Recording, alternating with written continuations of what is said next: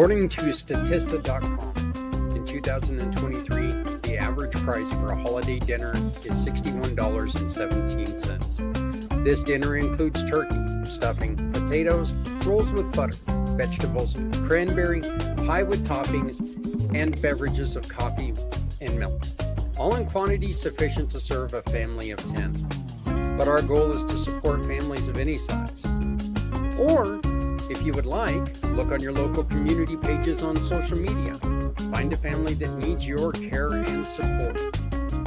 Verify your donation by asking for an email with a receipt showing your $20 of work. Family caring and support is what this season is all about.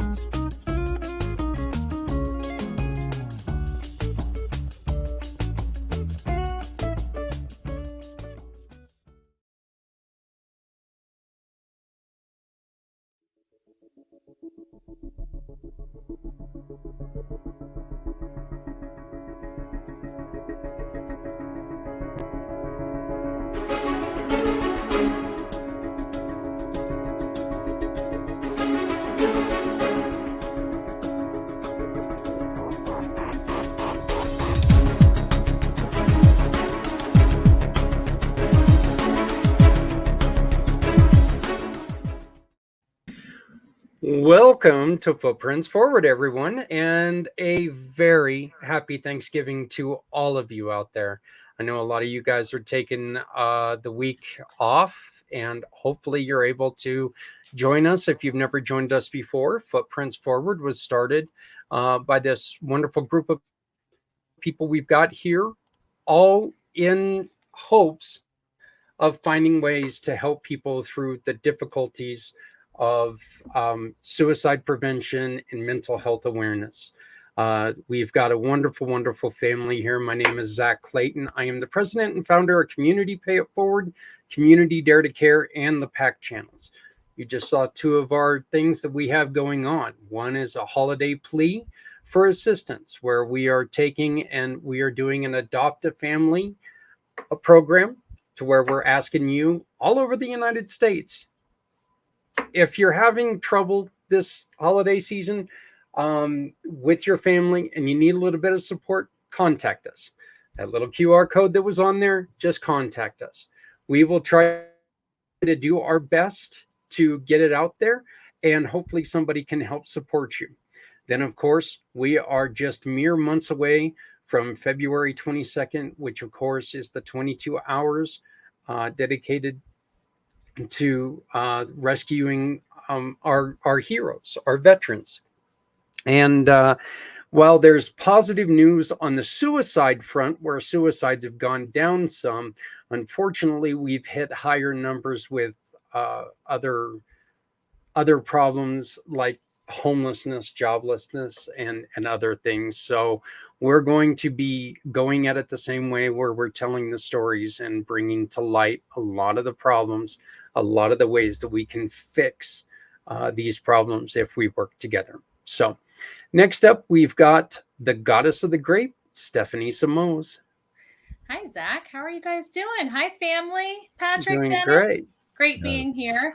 I'm looking forward to your 22-hour show. It's, something great that you put together, and I'm really looking forward to it.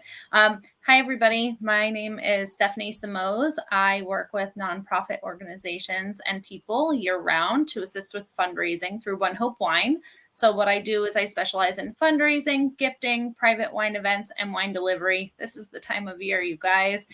When you pour a glass of wine or send a gift, it's really a great feeling to know that that bottle is making an impact for a nonprofit organization that is important to you. Yes, you get to actually select where that donation is going. Zach and I run a monthly show highlighting smaller nonprofit organizations to help them fundraise, but most importantly, to get their mission out there to more people. So if you are not on there yet, you can follow our monthly mission at Community Pay It Forward, One Hope Fundraiser on Facebook. I know Zach has like a QR code somewhere, but you can find it on my Linktree for sure, which is right underneath my name. And the link right there is to it. Gosh, there's a lot going on. My husband and I founded New Heights Homestead. So we are traveling 580 miles with our 5 children and animals to build a mountaintop homestead from the ground up.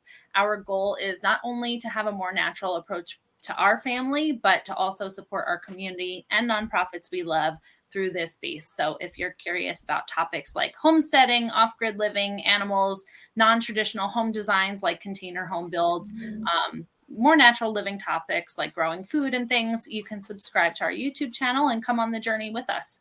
And that's just at New Heights Homestead. So I'm glad to be here. This mission is important to me because the last few years working in the nonprofit space, I've really learned where our systems are lacking in support. So I really believe in what we're doing here, that education and resources for those needing assistance is really important. If you want to connect with me, my Linktree is the best way. Thank you, Zach. I appreciate you. Yeah. Has Paul been able to make it home for the holidays? He is home. Yeah, he is home. All right. And back to the grind, the normal grind, back to work. The work grind. Yeah. He was up there spending money. Now he's got to come back and start making it, right? Exactly. Well, that's great. Well, I'm so glad that you were able to join us today. Next up, we have Dennis Schroeder, of the founder of Price of Freedom Foundation, who happens to be one of the nonprofits that we will be highlighting on the 22 Hours podcast. So, Dennis, tell us a little bit about you and the Price of Freedom Foundation. Certainly. Well, thank you, Zach, and it's always good to be here with my family, my friends that here at on this show. And I'm a 24-year Army veteran. Was raised in a Navy family, and currently run this nonprofit called the Price of Freedom Foundation. And what we do is we tell the complete life stories of those who never got to be veterans, those who died while in military service to our nation. We have our first book, our first story published, and actually news for the family here is that the hardcover edition, the 100 copies that we had ordered, finally arrived this past Friday. So this is one of them. We had been making a special appeal to help us purchase these because had to come out of our own resources. We're giving copies to the people that we interviewed, the family and the friends of the fallen, and it's not going to come up to 100 people, probably less than half of that number. So what I had offered as an incentive was to say, hey, if you're willing to donate $40 or more towards this cause, you too will get a copy of the book autographed by myself. And we came up $600 short on our goal. And so we have about 30 of these books that are available for anybody who wants to support it. I sent the donate link there in the chat, Zach, if you can put that up there. Anybody who donates $40 or more to this, also let me know, put a note or send an email to me, and you'll get a hard copy edition of the book, and I'll autograph that for you. So we're currently working with 3 additional families. We're looking for 5 more. I just got introduced to what may be a very interesting story. Going to be a little bit different and have to take a different tack, but was just introduced to a family of a Korean War MIA who basically they finally found his remains and were brought back to the United States, and they had a ceremony for him in the not too distant past, and they are potentially interested in us telling that person's story. So we have no real time limit. It's simply a matter of logistics and how we can go about collecting the elements of the story. We prefer to be able to talk to individuals who had firsthand knowledge, but in a case like this, we're going to have to be primarily focused on documentary evidence that was left behind, letters and things like that. But we need 5 more families to serve so that we can not only do this in book form, but in video as well. So I don't want to take up too much more time. Thank you all, and glad to be here. I did put up in the comments, you can see the link right there in the comments. So you can go back and look. I will put the link back in the comments again later on in the show, but you can see it on the bottom of your screen. Dennis, I was just going to ask you, you brought up the Korean vet that they found. I know on Discovery Channel last Wednesday and this upcoming Wednesday, where they were doing some investigation, and I just love Josh Gates. Okay, I do. I got a man crush on Josh Gates. I think he's one of the greatest. I really do. But I don't know if you've seen it, but there was a battalion of planes that went out that they've never found a single plane. No, I was not aware of that. They've finally found one of the planes. Okay. And they're going to get to that discovery this next week. Destination, his show that comes on Wednesday nights. Go back and watch last week's. It's a great build up to it.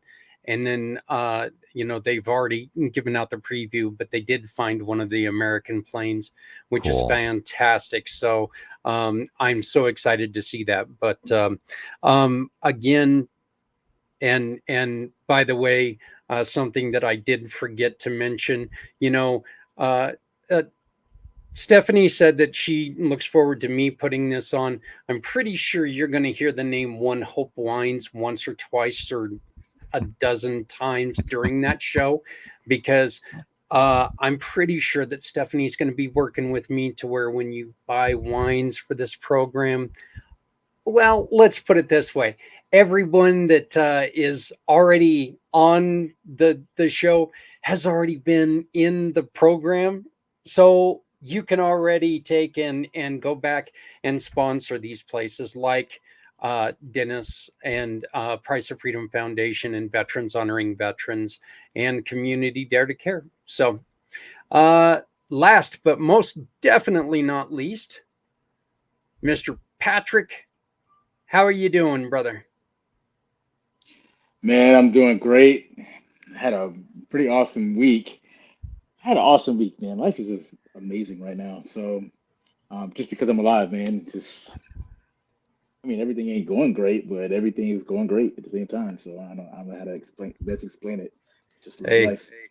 If it's above ground, it's going pretty good, right? Nah, it's better than that, bro. You know what I mean? I'm above ground and thriving, man. Just everything's, I wish I could explain like the joy I have in my soul right now, man. But I can't, man. I'm really truly in a place in my life, man, where I have just like really true peace, like my mind and my soul and my body and my spiritual is all connecting at once. It's just a really cool experience right now in my life. Anyway, so I'm the founder of a call Edge Global. Shout out to Stephanie over here. So I'm getting into the aeroponic tower game. So and I really want to build a container home. So we'll probably be in a lot of. I've been dreaming about a container home for a while, and so we'll probably talk about that one of these days here real soon. Um, but anyway, I'm the founder of a call Edge Global, and um, what we do is we're providing as many platforms as possible to be able to get the message out about the gospel and helping people in different ways.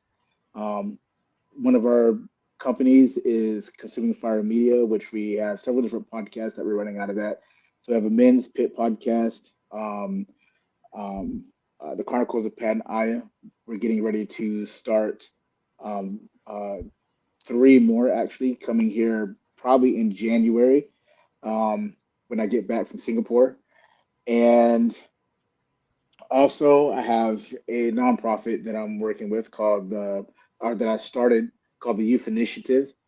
And one of the chapters that's here in Tennessee is called The Roots. And it's been kind of taking off, and with these kids, just the the level of change that you're seeing in them by giving them the tools already right now is just it's astronomical. Where you go from these kids that don't know anything about themselves or or they have ambition, but they don't know how to focus their ambition into actual dreams and actions. And so, just giving them the tools and then watching them take those tools and run with it and um, starting to get, in the space right now where we're actually getting ready to start the beginning processes of starting some of the programs that they want to do. And it's just it's really truly a blessing. And so it's actually catching on to other places and just praying for um, just wisdom and people that are going to be interested to help make all this happen because you can only do so much by yourself. And so it's been a pretty great journey. And so that's what I do, man. Well, Patrick, I know that you've got so much going on and everything, it's kind of funny. And I think you and I have talked about this. It always seems like everything's in a beginning stage, and it's because everything morphs and everything grows. And when it grows naturally, there's always new things to look at. And I love your compassion with the kids. And I think that that's something that is so very telling on you because we know the intolerance for kids nowadays. Yeah. There's really a huge gap in between us and the younger generation. And so anybody who takes and gives them that they need and that direction, I can sit there and tell you, go that way, it works better. That doesn't matter. If I show you, look, follow me, I can show you a little bit better. It's gonna work so much better. So congratulations on everything that you've got going on, man. And you weren't here when I got to say it, but happy Thanksgiving, brother. And I really hope everything happy to hear that you're going to be going to Singapore. That's pretty cool. So Oh man, I can't wait, man. See my yeah, baby girl, man. yeah, I It's was been a going to year. say, It's been a year since I've seen her. oh, why are you happy? Yeah, we know why you're happy. So all right, Dennis, you introduced our guest today to me. Why don't you go Yeah. on ahead and introduce him to everyone else, please? Well, I'd like to thank Justin for coming on board. Justin Pitcher is a gentleman that I met actually through a discussion on a Facebook post of a mutual friend of ours. Justin and I had never met never crossed paths prior, but we were talking specifically about losing someone to drugs, and I was touched deeply by the things that Justin was telling me there in that conversation. And we've talked about the issue of drug overdose deaths, and how I lost a son-in-law to a drug overdose death a number of years ago, and that oftentimes it's another way that people take themselves out. And so I am honored that Justin is willing to come and tell his story, and I'm excited about the motivation he has about what he's doing. And I don't want to take any thunder away from him. I want him to be able to tell his story in his own words. And with that, we'd like to bring on and introduce everyone to Justin Pitcher. How you doing, Justin?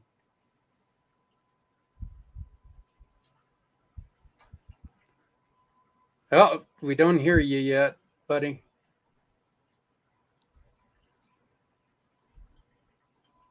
No. Can anybody else hear him, or? I cannot, no. Okay. Justin, maybe try to come out and then come back in. You can't hear us either. Go on ahead and go out and come back in. I guess if he can't hear, no matter how loud I yell There, into the. Okay, did that work? Did we got you now? Okay, we're gonna have you log out and. Okay, he got it. All right. Yeah. So, yeah. One of the, and I know that it's actually kind of funny. Justin and I, we talked about different things. We never even talked about the loss of someone else. Justin is going to be talking about experiences he's had with the demon, and he it's fairly new to. It happened fairly recently. It hasn't. Mm-hmm. And it was weird because one of the things that I did is while we were talking, I was looking it up. And one of the things that we discovered, and like I said, this is what we discovered while we were talking, is he had attempted. Justin, can you hear us now? There we go. Sorry about that. Yay! Hey, you're back. That's good. Justin, I was just telling him that you and I, during our conversation, and like Dennis said, I don't want to upstage you in any way. I'm going to put Patrick back up there when he comes back on. We can see him, but I don't want to mess him out. But when you and I were talking, you had tried more recently to take your life for a second time, correct? Yes, back in 2017. Okay. And one of the things that I looked up while you and I were talking is it is 10 to 15% of suicides eventually die by suicide. Well, our numbers are as high as they are. Okay. And we were talking about last year, and I can't remember what the number was last year, but 49,000, I think, is what we lost, something like that. And that was 10 to 15% of people who attempted.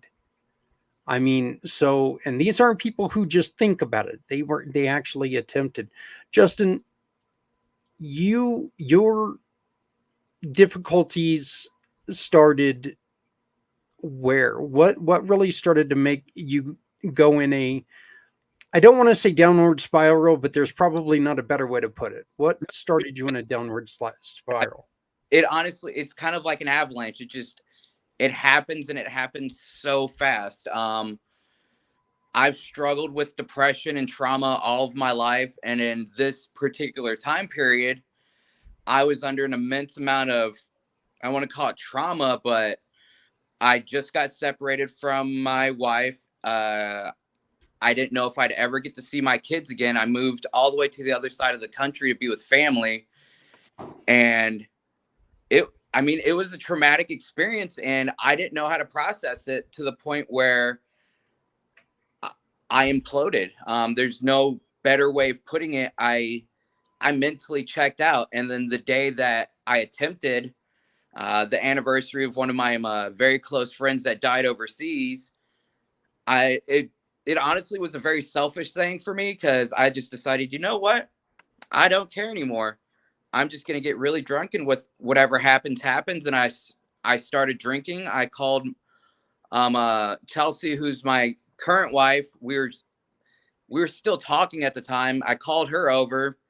She came and visited me, and I wasn't in a suicidal state yet. I was just more of a severe depression and enhancing it with alcohol. And it was the flip of a switch. I just grabbed a bottle of pills and I immediately swallowed them. There wasn't much of a buildup, and that's what's scary about suicide. Everyone's always asking, like, where were the signs? For some people, there are no signs. They could be very happy one day, and then something just makes them decide, I don't want to be alive anymore. And the immense amount of pressure of deciding I don't want to be alive, because the body and the mind, and I don't mean to get philosophical or anything, but the body wants to stay alive and it will fight you. So for you to push yourself to that point where you're going to take your own life or attempt to take your own life, I really don't know how to explain it. It's a crazy moment in the mind. I just decided, you know what? I don't want to be here. And I made this comment last time, and I hate this comment, but more or less I pulled the trigger on the situation. And coming out of the situation now, looking back, I regret it. I put my family through a lot of trauma with what I did. I damaged my heart. I spent some time in the hospital. And my brain stopped working. I lost all train of thought. Sorry, it happens. I have severe ADHD, and I'll start talking and then completely brain dump whatever I'm doing. That's fine. Let me ask you a question that, and please, if you don't feel like answering this, that's not a problem. Were you ever diagnosed with anything that that brings upon that sudden urge to do things? So I have a myriad of diagnoses that I've been given. From early childhood, I was diagnosed with ADHD and anxiety and depression. I recently found out that I was diagnosed with borderline personality disorder, which to this day plays a part in my depression and anxiety. And then I've also been diagnosed with PTSD from trauma that I have endured throughout life and in Afghanistan. All of those can play a part in the sudden urge to just not want to be here anymore. Okay. And then what, you've been sober now for 8 months. 8 months today, actually. Congratulations. Congratulations on your first victory. It's the longest I've been sober since I was 16. Hey, you know what, brother? I don't care if it's a week, man. Congratulations. It's really proud moment for me. Yeah. It's fantastic. I know it's a hard fight. It's a very hard fight for a lot of people. What do you do now that's different, Justin? When you get into that place, it's like, oh my God, I can't deal with it no more. What do you do now? So I think she's watching right now. I call my sister and I talk to her. She came into my life, not this past July, but the July before that. She sent me a Facebook message and said, "Hey, I'm your sister." And I was like, "No, you're not. I don't have a sister." And then she explained the situation. I found out I have a sister.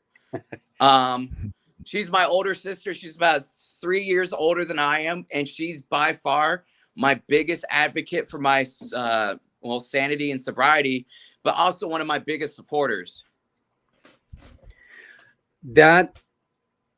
that's got to be one of those things that, and on one hand you're like, wow, this is really cool. On the other hand, it's got to be a little bit like, what the hell? It blew my mind. And I used hell to be polite. I think about the situation and break it down and what it really meant. And as you explained it more to me, it was, I don't know what the profanity usage on your show is, but it was a mind fuck. To find out that my dad had a daughter with another woman before he married my mom, and then that they both knew about it and did not say anything about it my entire life, and for her to come forward and be like, yeah, I'm your sister, and then to find out that my parents who raised me lied about the whole thing, it completely transformed how I viewed relationships. Yeah, I can most definitely understand that. Patrick, you wanted to say something to Justin. Yeah, man. Just number one, just listening to the beginning part of your story. Um, those warning signs, man, that like, people are always asking about them, and you're talking about like how you don't even like how your mind pushes you to this point past what your body wants to do, right? Yeah. And that's a crazy place in life to be, you know what I mean? Where, that was one of the biggest shames of my life that I had to deal with, was when that happened. And then I was wondering, like, how did you actually overcome that part of things when, after all the aftermath, right? Because there's this massive So the aftermath of fallout. everything. Yeah. And then like you're trying to explain to people like I was hurting. Some of it really had nothing to do with you. It just had everything to do with like what I couldn't cope with everything that was going on, and people don't understand that. So how did you deal with that portion of your life?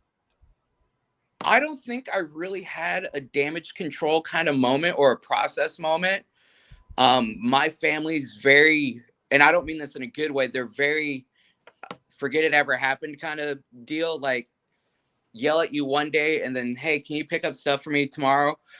So when I did the act or attempted, everyone came to my side and they're like, what's going on? How could this happen? And then the next day, it was essentially old news. So that's how I handle things. And it's not a good thing. It's not a healthy coping mechanism. It's created problems in many relationships where I don't care about a lot of stuff. I drop it. Growing up, my dad has always been like, you just seem like you don't care. Like, yeah, it's easier to not care. If I don't care, I don't get hurt. If I don't care about you, you can't hurt me. So whenever I handled that traumatic situation, I was just like, all right, whatever, it's over. I did start seeing a therapist more regularly. But I mean, as far as, hey, you tried to take your own life, how does that make you feel? It doesn't. I don't really have a good way of putting it. I've just always been one of those sweep it under the rug kind of people, because that's how I've always been raised. That's how we handle problems. I've since become much better with handling my like stressors and stuff like that. I talked to my substance abuse therapist, Dr. Perry. He's an amazing doctor who helps me connect dots that I never saw possible and help understand my own psyche. And I talked to a psychiatrist, and honestly, the best thing I can say for someone that undergoes trying to take their own life, don't dwell on it. You tried to take your life, it's over. Move forward, because if you're holding on to that moment and that situation, me personally, I feel like you're still harboring those resentments to yourself and you're not allowing yourself to heal. Okay. Patrick? Yeah, I kind of, I really actually kind of agree with you on that subject for sure. Um, Suicide has been a very big part of my life between my daughter, the teenagers I dealt with, um, um, pastors, friends, other, I my best friend shot herself, like all kind of crazy stuff, man. And so, and then I took my life 2 years ago also. And one of the things that you were talking about just now is like the sweep it under the rug effect, right? And that's something that was very big in my life too. Like you just, if you're a military man, so you just have to suck it up, grin and bear it, right? Yep. And that's usually the process. And so um even though like maybe right now it's not the best coping mechanism, right? Are you looking for better coping mechanisms for to enhance your future um relationships, man? Oh, Um absolutely. yeah, yeah, yeah. I'm always trying to improve my toolbox, I guess to say. Um, Today I had a really great morning. I went and hung out with one of my best friend. I normally don't get out. I'm the kind of person that locked themselves in their house for 3 months and couldn't go out the front door because I was freaking out. I'm forcing myself to do things that make me uncomfortable that will make me better. I force myself to, get out of bed when I don't want to get out of bed. I force myself to do some form of exercise, even though I'm like, yeah, I was in the military. We did PT every day. I'm a lazy kind of person. Like, if I don't have to go for a walk, I don't want to go for a walk. I'd rather just, sit at my desk, do my little thing. But I force myself to get out there. Like, all right, just do a mile. And like after a mile, do 2 miles. Get a hobby. Get something that keeps you engaged. Something that keeps you wanting, something that makes you happy. For me, I'm a nerd. I'm proud to say it. I'm a huge nerd. I had to tell my daughter the other day or the other week or whatever, but there's nothing wrong with being a nerd because kids nowadays, they always take it in a derogatory sense, like, oh, you're a nerd. Like, embrace it. I'm a Star Wars nerd. I'm a huge Star Wars nerd. I will talk Star Wars all day.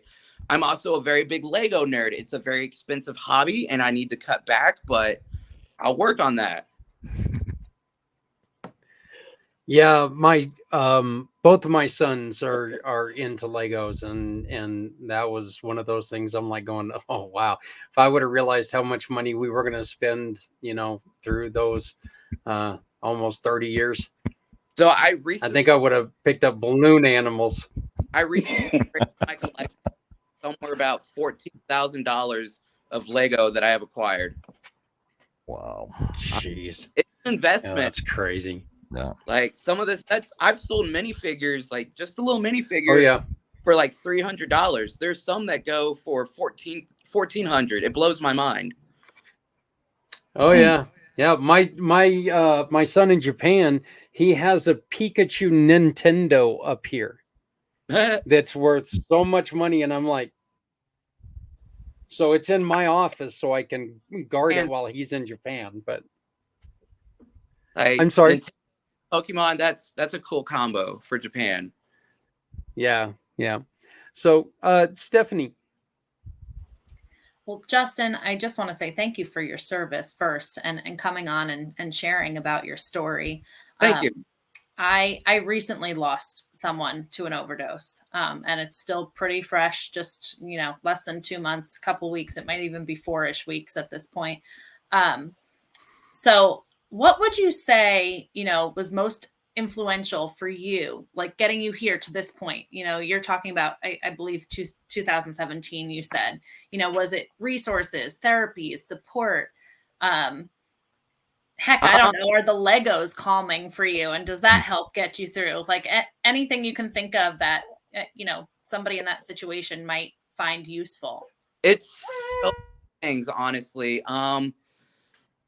If I had to break it down to a singular moment, and this is going to sound really awful, it was when I found out that my wife was having an affair.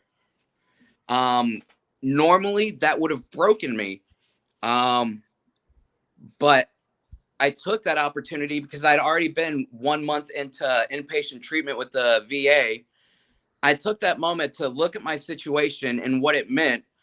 And pretty much the big thing that came out of it was self-value and self-love. Like everyone's like, you got to love yourself before you can love someone else. I fully believe that now because I had always been codependent and never loved myself. And that's another reason why I abused drugs so much, was because I didn't care or value myself. So I'm going to put this into my system so it makes me feel better about the fact that I think I'm a piece of shit.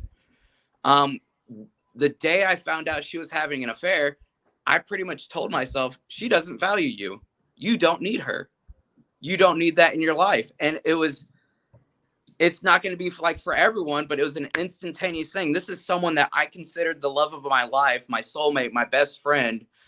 And once I realized she didn't value me the way I valued me, that's someone I don't need in my life, because they will only bring me down.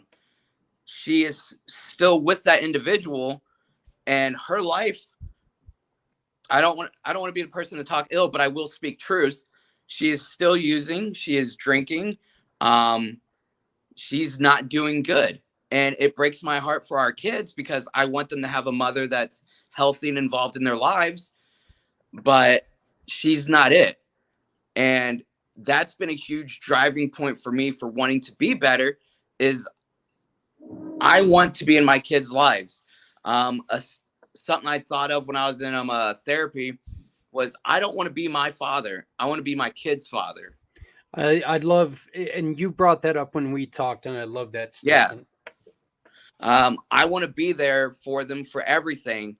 And when I'm not there for them, I'm going to support them. When I was doing inpatient treatment, I had to miss one of my daughter's soccer games. So I made a bunch of Facebook posts and like just telling people in the community, hey, just come out and watch my daughter. She has cerebral palsy. Walking for her is a bit of a struggle, but she plays her heart out on the field, stuff like that. The whole entire, I'll give them a shout out, the North Harding girls soccer team. They came and watched her play and supported her in my absence. They signed her a soccer ball and they gave her a jersey for the North Harding team that's in her size. And it warmed my heart so much that, you know, they came out and that I was able to still support my daughter even though I wasn't there. That was huge for me.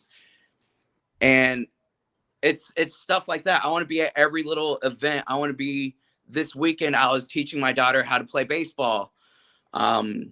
She hit the ball for us. That was a huge deal. All those little moments that I don't remember as a kid, I want to do for my kids. My dad was absent most of my childhood, and it was no fault of his own. He was in the military, he was in the Army, and he was deployed a lot. When I was a baby, he was in Desert Storm. He wasn't Special Forces, but he was in SOAR, Special Operations Aviation Regiment. So the guys that were flying around in Black Hawk Down, that was his unit. So he was gone a lot. So the most I remember is just my mom being there, and all those, you know, child and father moments I didn't get a lot of. Okay. And I forgot what I was talking about. Well, you're talking about being able to do those things for your daughter that your dad wasn't able to do for you. So, yeah. Okay.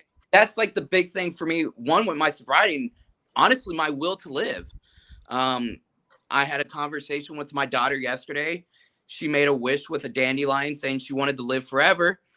And, you know, I explained to her, like, honey, we're all going to die one day. She's like, well, I don't want to die. It's like, it's a part of life. Like, eventually we're all going to pass. And then she blew another wish with another dandelion. It's like, I wish you to live forever. And it's like, well, I don't want that. I don't want to live forever. That's a lonely existence.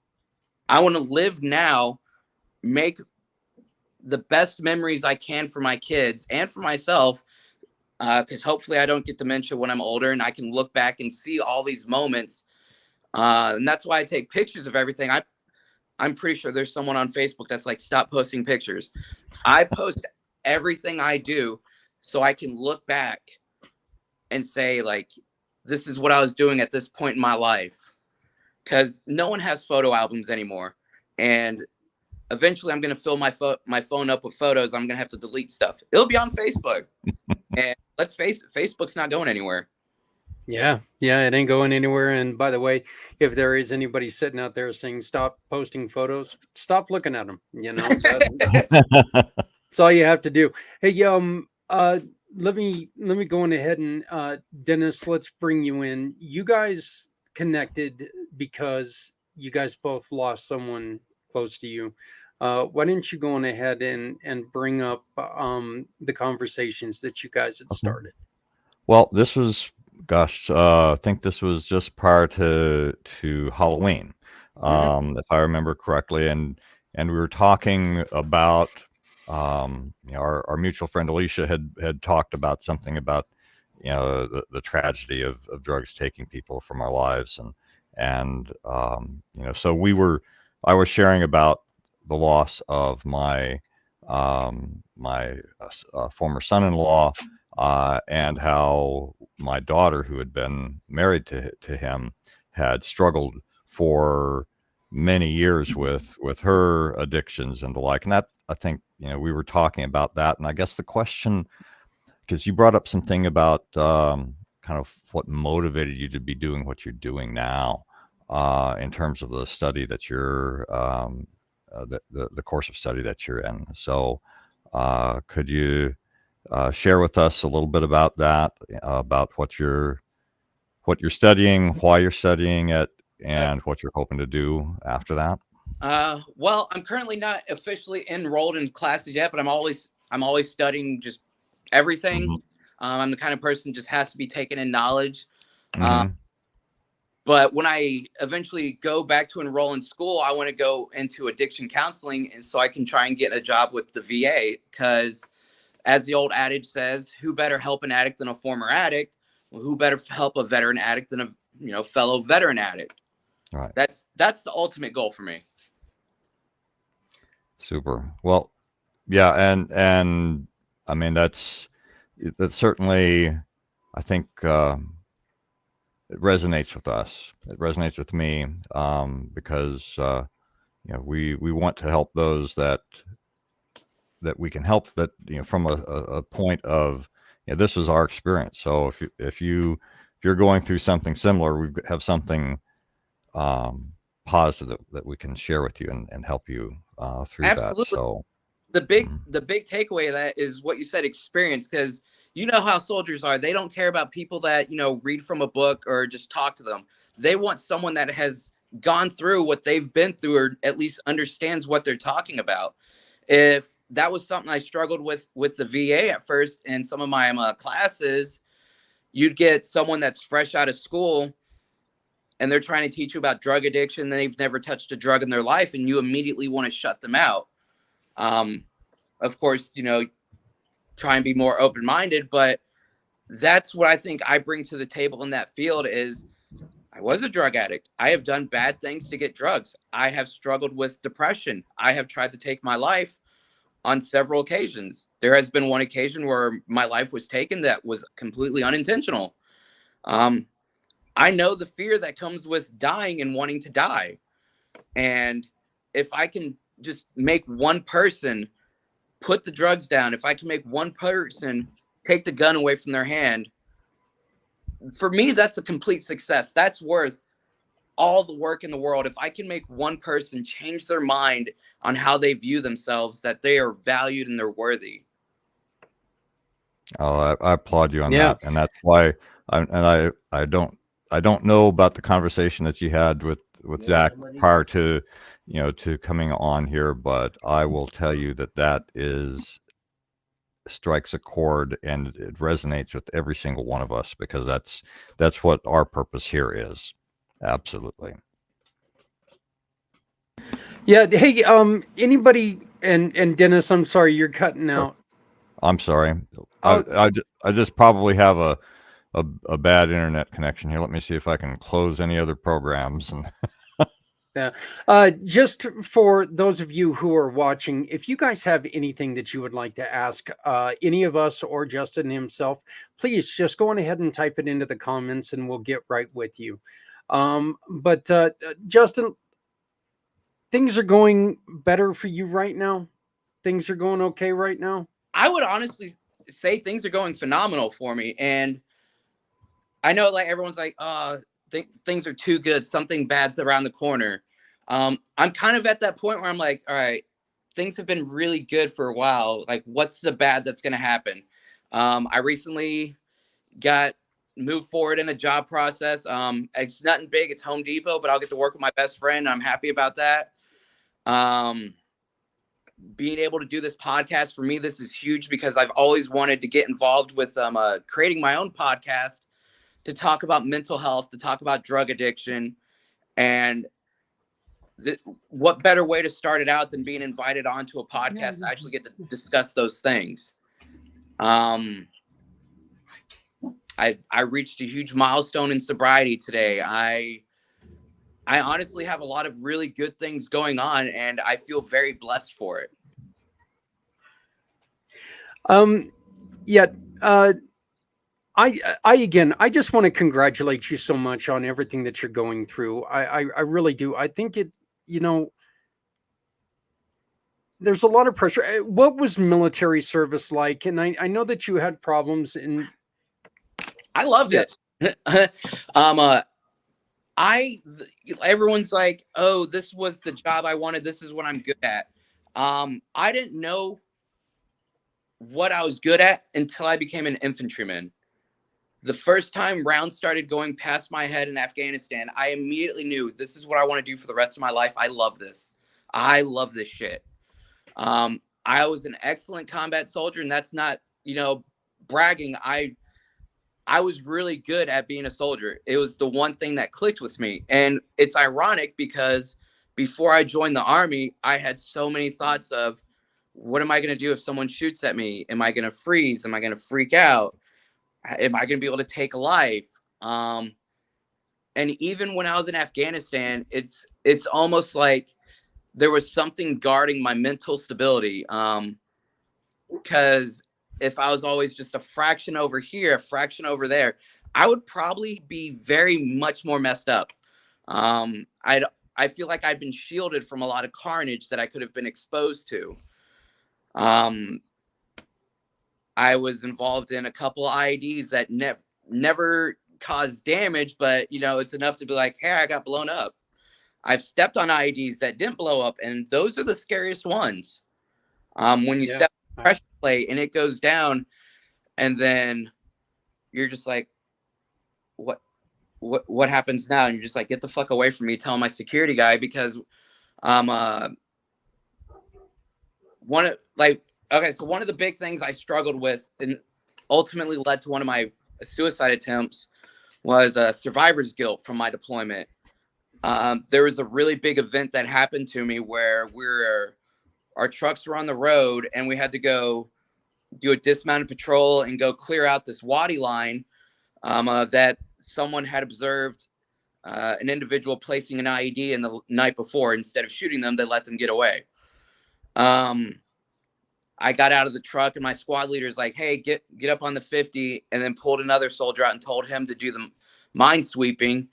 And I was like, all right, I don't have to go sweep for IEDs. I'm cool with that. Get back in the truck and just stand there. And to this day, I hate myself. I have since been forgiven, or not really. I've sought forgiveness to the individuals that the incident happened to, and they tell me it's, nothing to worry about.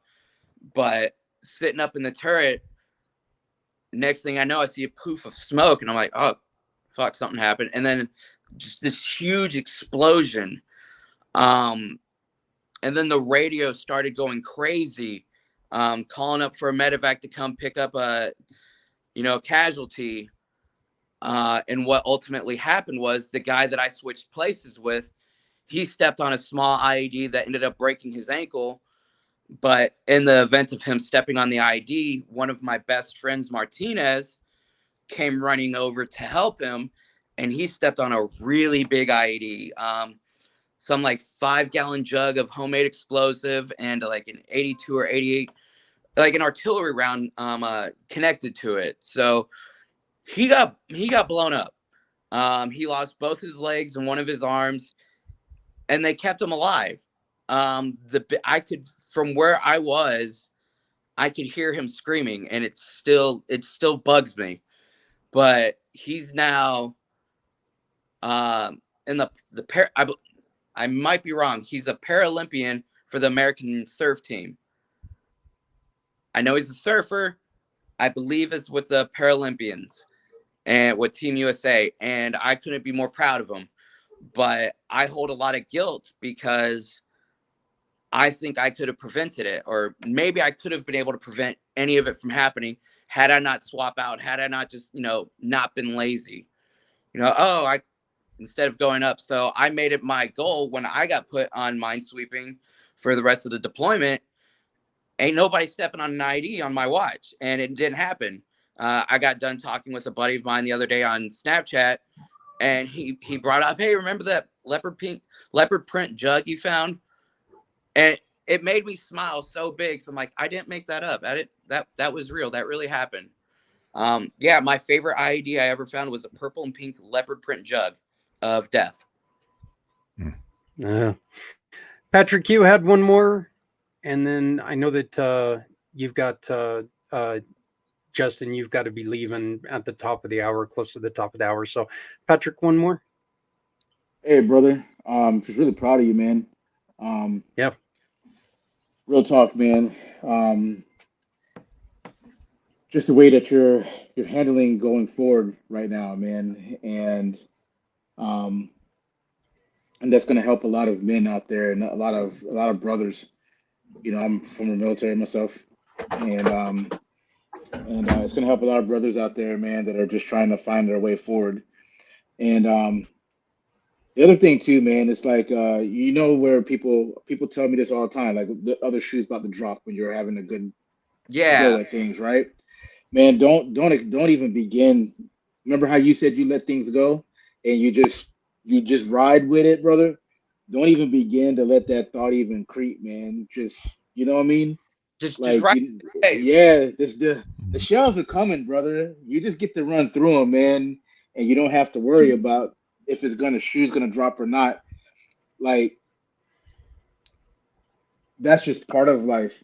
A really good way of looking at it, or at least how I look at man. it, bad things are going to happen. It's inevitable. To go through with an expectation that everything's going to be good always is setting yourself up for failure. You have to be able to cope. You have to learn how to cope with the bad. And I'll say this for anybody out there: go talk to somebody, get a therapist. There's nothing weak about it. I hate it. I absolutely hate it. Yeah. So much passion. I fucking hated being called weak because I would go see behavioral health in the Army or go see the wizard. Go talk to somebody. That the only thing it will do is save your life. Yeah. No. Well, Patrick, I want to thank you very much, and we're going to have you back on again. There's a lot of things that we need to continue and continue to talk about. Please keep up the great work, and please feel free to join us whenever you can. But let's go on ahead, and guys, it is Thanksgiving. Once again, just how about we just go in order and wish everyone a happy Thanksgiving and tell us your thoughts, Dennis? Well, again, happy Thanksgiving to our family and to Justin. Thank you all, and to all of our listeners. And just, I'm so glad that we connected, Justin. I'm looking forward very much to continued conversations. I know that we're not that far apart geographically, and hopefully we'll be able to have a face-to-face meeting here in the not too distant future. Please remember to go to Dennis's donation, in which I'm having problems finding it. I am so sorry about that, but please make sure that you go to Randy Pitcher. Your dad is watching.